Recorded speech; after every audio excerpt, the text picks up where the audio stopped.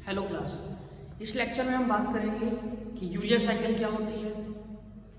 Urea cycle होने के बाद जब यूरिया बनता है तो उस यूरिया का क्या होता है, अगर यूरिया साइकिल ना चले तो क्या होगा, और कुछ बेसिक टर्मिनोलॉजी की कुछ बेसिक टर्म्स के बारे में। तो सबसे पहले हम बात करते हैं कि व्हाट इज अम्यूनोटैलिक। अम्यूनोटैलिक वो ऑर्गेनिज्म होते हैं जो अमोनिया सीक्रेट करते हैं, फॉर एग्जांपल फिश। यूरियोटैलिक वो ऑर्गेनिज्म होते हैं जो यूरिया सीक्रेट करते हैं, फॉर एग्जांपल ह्यूमन बींग्स। हम लोग यूरिया सीक्रेट करते हैं, एक्सक्रीट करते हैं, इसलिए हमको यूरियोटैलिक कहा जाता है।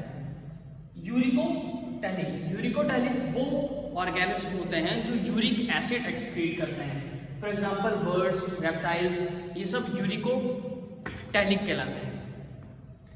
इसके बाद हम बात करते हैं यूरिया साइकिल की। सबसे पहले हम बात करेंगे कि यूरिया साइकिल भाई क्यों चलती है। देखिए, जब बॉडी के अंदर प्रोटीन की कॉन्सेंट्रेशन ज्यादा हो जाती है, प्रोटीन की कॉन्सेंट्रेशन ज्यादा होने का मतलब है कि नाइट्रोजन बढ़ जाना, यानी कि जब बॉडी में नाइट्रोजन बढ़ जाएगी ड्यू टू प्रोटीन कॉन्सेंट्रेशन या अमीनो एसिड की वजह से, तब उस अमीनो एसिड को ब्रेक होना पड़ेगा। तो वो ब्रेक होता है यूरिया में या अदर मेटाबोलाइट्स के अंदर। फॉर एग्जाम्पल यहाँ पर दो हमारे पास अमीनो एसिड है, ग्लूटामीन और ग्लूटामेट। ये ग्लूटामीन और ग्लूटामेट बनाएंगे अमोनिया। ये माइटोकॉन्ड्रिया के अंदर इस वक्त प्रोसेस हो रही है। तो ये अमोनिया बनाएंगे, अमोनिया से बनेगा कार्बोमाइल फॉस्फेट, और कार्बोमाइल फॉस्फेट आ जाएगा साइटोसोल के अंदर, यानी कि साइटोप्लाज्म के अंदर। माइटोकॉन्ड्रिया से निकल के आ जाएगा साइटोप्लाज्म के अंदर। फिर सिट्रीन बना लेगा, सिट्रीन से सिट्रीन AMP इंटरमीडिएट बनता है, इससे उसके बाद आर्जिनिन और सक्सिनेट बन जाएगा, देन आर्जिनिन, देन इसके बाद ऑर्गेनिक। ये पूरी यूरिया साइकिल है। ये साइकिल जब चलेगी तो यहाँ पर देखिए यूरिया बन रहा है, और ये यूरिया कब बना, जब यहाँ पर अमीनो एसिड ब्रेक हो गए, अमीनो एसिड टूट गए।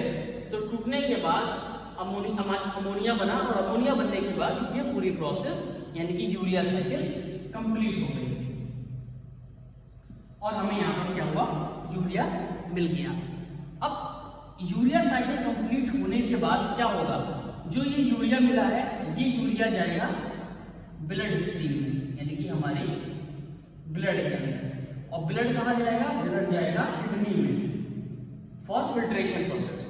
ब्लड गया किडनी के अंदर फिल्ट्रेशन होने के लिए, और किडनी में हुआ फिल्टर, और यहाँ से यूरिया हो गया आउट। यूरिया आउट किसके फॉर्म में होगा, हमारे यूरिन के जरिए, यानी कि यूरिन फॉर्म में यूरिया निकल जाएगा।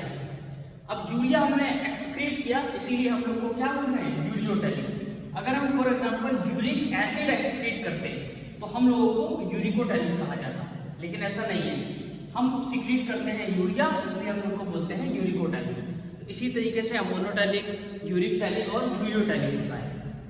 तो जो यूरिया साइकिल पे बना, वो यूरिया ब्लड स्ट्रीम के थ्रू किडनी में जाएगा, और किडनी में फिल्टर होकर यूरिन के थ्रू बॉडी से बाहर चला जाएगा। तो ये पूरा यूरिया साइकिल होता है। तो जितना ज़्यादा अमीनो एसिड यानी कि प्रोटीन की कॉन्सेंट्रेशन बॉडी में होगी, उतना ज़्यादा यूरिया बनेगा, और यूरिया बॉडी से बाहर चला जाएगा, जिससे हमारे नाइट्रोजन की कॉन्सेंट्रेशन बॉडी के अंदर कम हो जाएगी। अब इस साइकिल में ऑर्निथिन बन रहा है, इसलिए इसको यूरिया साइकिल भी बोलते हैं, ऑर्निथिन साइकिल भी बोलते हैं। इसका तीसरा नाम और है, जिसको हम बोलते हैं क्रेब्स हैंजेलिट साइकिल। ये वही क्रेब्स हैं जिन्होंने TCA साइकिल यानी कि क्रेब्स साइकिल डिस्कवर की थी, और हैंजेलिट इनके एक रिसर्च एसोसिएट थे। तो क्रेब्स और हैंजेलिट ने मिलकर यूरिया साइकिल को डिस्कवर किया, इसलिए इसको क्रेब्स हैंजेलिट साइकिल भी कहते हैं, ऑर्निथिन साइकिल भी कहते हैं, क्योंकि इसमें ऑर्निथिन बनता है, और यूरिया साइकिल भी कहते हैं। अगर एग्जाम में आता है क्रेब्स साइकिल लिखिए, सिर्फ लिख के आता है क्रेब्स, तब आप TCA यानी कि वो क्रेब्स साइकिल लिखेंगे।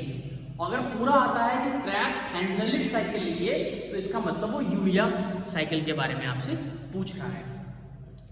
अब इसमें एक चीज जानने वाली है कि फॉर एग्जांपल हम मान लें कि ये यूरिया साइकिल ब्लॉक हो गई, ये यूरिया साइकिल ब्लॉक हो गई। अब ब्लॉक किस तरीके से होती है, हो सकता है मान लीजिए ये वाला एंजाइम खराब हो गया हो, मतलब डीनेचर हो गया हो, म्यूटेट हो गया हो, वर्क ना कर पा रहा हो। फॉर एग्जांपल ये वाला एंजाइम खराब हो गया हो, यानी कि म्यूटेट हो गया है, वर्क नहीं कर पा रहा है। फॉर एग्जाम्पल अगर किसी भी तरीके का जेनेटिक डिफेक्ट हुआ ह्यूमन बॉडी के अंदर, तो कोई ना कोई एंजाइम उससे प्रभावित होगा, यानी कि उससे डिफेक्ट हो जाएगा, डीनेचर हो जाएगा। तो होगा क्या, अगर ये यूरिया साइकिल नहीं चलेगी किसी भी एंजाइम के खराब होने की वजह से, तो अमोनिया का कॉन्सेंट्रेशन बॉडी के अंदर बढ़ जाएगा। भाई ग्लूटामेट से कन्वर्ट हो गया अमोनिया, अब ये नीचे वाली साइकिल चल ही नहीं पा रही है क्योंकि कोई ना कोई एंजाइम क्या हो गया है, डिफेक्ट हो गया है। तो ये जब नीचे वाली यूरिया साइकिल चल नहीं पाएगी तो अमोनिया का कॉन्सेंट्रेशन बढ़ जाएगा।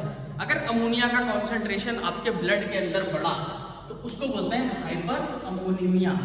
हाइपर अमोनीमिया, हाइपर का मतलब होता है इंक्रीज होना, किसी चीज का बढ़ जाना। तो हाइपर अमोनिया मतलब कि हाइपर अमोनिया मतलब ब्लड में अमोनिया का बढ़ जाना। तो ब्लड में जब अमोनिया बढ़ जाएगी तो ब्लड आपका क्या होगा, टॉक्सिक हो जाएगा, क्योंकि अमोनिया नेचर में क्या होती है, जहरीली होती है, टॉक्सिक होती है। तो अमोनिया ब्लड में बढ़ जाने से ब्लड हो जाएगा टॉक्सिक और फिर वो टॉक्सिसिटी आपकी पूरी बॉडी में फैल जाएगी। इसीलिए अगर यूरिया साइकिल नहीं चली, मान लीजिए ये एंजाइम खराब हो गया, ये एंजाइम खराब हो गया, या कोई भी एक एंजाइम डीनेचर हो गया, खराब हो गया जेनेटिक डिफेक्ट्स की वजह से या जेनेटिक म्यूटेशन की वजह से, तो ये साइकिल नहीं चल पाएगी। इस साइकिल जब ये साइकिल नहीं चल पाएगी तो क्या होगा, अमोनिया की कॉन्सेंट्रेशन बढ़ जाएगी और अमोनिया की कॉन्सेंट्रेशन जब बढ़ती है तो उसको बोलते हैं हाइपर अमोनीमिया। इस हाइपर अमोनीमिया की वजह से ब्लड के अंदर अमोनिया की कॉन्सेंट्रेशन बढ़ जाएगी और पूरा ब्लड जहरीला हो जाएगा, टॉक्सिक हो जाएगा। तो ये पूरी कहानी थी यूरिया साइकिल के पीछे। अब मैं एक चीज और बता दूं कि देखिए बार बार एक कोफैक्टर्स आपके सामने आ जाते हैं, जैसे ये एटीपी आ गया, एएमपी आ गया। इसका क्या मतलब है, देखिए एटीपी जो होता है, एटीपी, इसकी फुल फॉर्म होती है एडिनोसिन ट्राइफॉस्फेट। ट्राइफॉस्फेट मतलब तीन, ट्राई मतलब तीन फॉस्फेट। अगर इससे एक फॉस्फेट निकाल दिया जाए तो अब बचे दो फॉस्फेट, तो इसका नाम हो गया एडिनोसिन डाइफॉस्फेट। डाई मतलब दो। अगर एक और निकाल दिया जाए तो बचा एएमपी। एम मतलब मोनो मतलब वन। अगर एटीपी में तीन फॉस्फेट है, एक निकाल देंगे तो बचेगा डाइफॉस्फेट, एक और निकाल देंगे तो बचेगा मोनोफॉस्फेट। यहां देखिए एटीपी में कितने फॉस्फेट, तीन। एएमपी में कितने फॉस्फेट, वन। तो यानी कि तीन से वन गया, बचे दो। तो दो फॉस्फेट क्या हो गए, सिट्रीलिन से सिट्रीलिन एएमपी इंटरमीडिएट बनाने में यूज हो गए। तो एटीपी जो होता है वो एक एनर्जी कॉइन है, जहां पर एनर्जी की जरूरत पड़ती है वहां पर एटीपी आता है और अपना फॉस्फेट दे देता है, जिससे उस प्रोसेस को यानी कि उस रिएक्शन को कंप्लीट होने में हेल्प मिलती है। तो ये एटीपी, एडीपी, एएमपी सब एक ही चीज है, बस एटीपी में तीन फॉस्फेट है, एडीपी में दो फॉस्फेट है और एएमपी में एक फॉस्फेट है। होप कि ये लेक्चर आपको समझ में आया होगा। Thank you class.